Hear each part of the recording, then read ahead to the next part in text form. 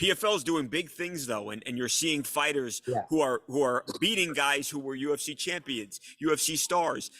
yeah.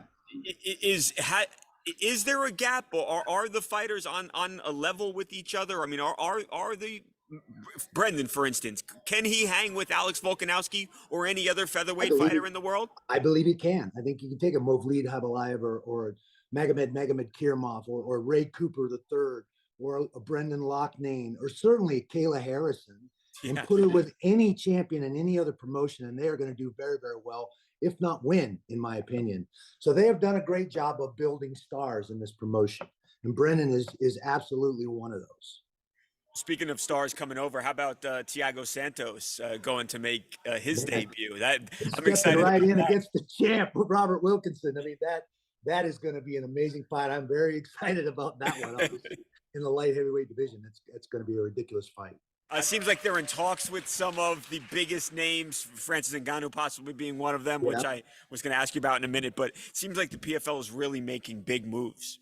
Just had our first PFL Europe show in Newcastle, sold out. They're looking at Berlin for the next one there. So the European office is up and running and putting high quality PFL cards together in Europe, which I don't think anybody's really spent the time to do yet.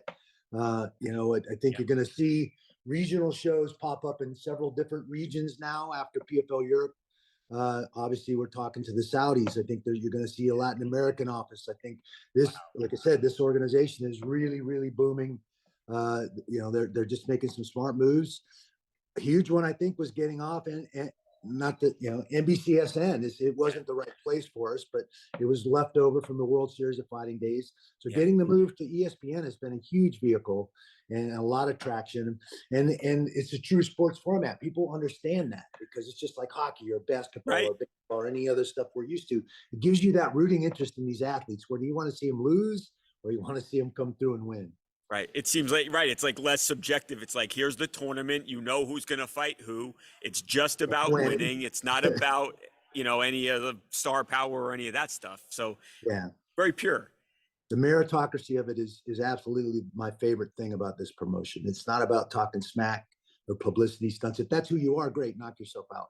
But guess what? That's not going to score you any points. You still got to go up in that cage, get some finishes, build up the points to get to the playoffs and have a crack at that $1 million in the championship. How about, and I know a guy who trains at your gym in Vegas, Francis Ngannou, and you tell me if I'm wrong here. I've heard that there was talk with PFL, so something possibly could happen on that front. What's sort of going on with Francis Ngannou to the best of your knowledge, Randy? Yeah, I mean, that's the question. Where's he going to turn up? There's, some chatter in the professional boxing world that he may show up there.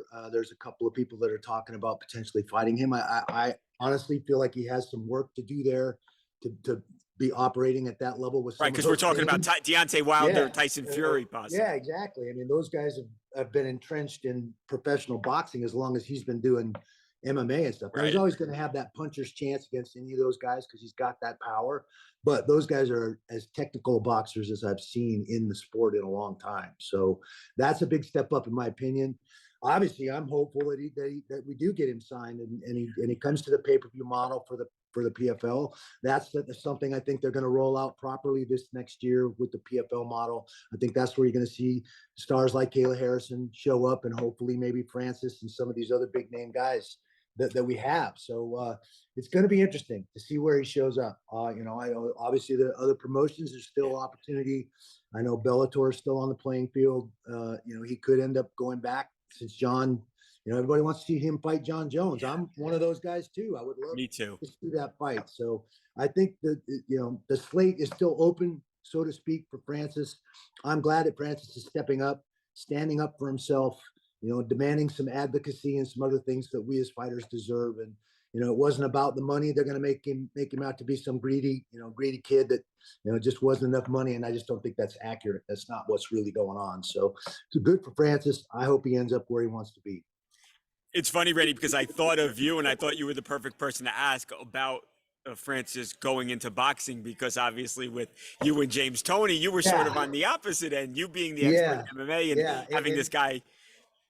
And James was on me. He was like, come on, man, you got to box me now. I did the MMA thing. I'm like, dude, I'm not that stupid. I have no illusions that I'm going to stand around in front of you in a professional boxing match and do very well. Right. Boxing is my, I use Right. my boxing effectively to make you have to wrestle me. Right. That's my goal. So I had no illusions. I'm a world-class boxer at all. My boxing is proficient as it needs to be. And I think in a lot of ways, that's where Francis is at as well. He's got a lot of work to do to step up to the level of those professional boxers.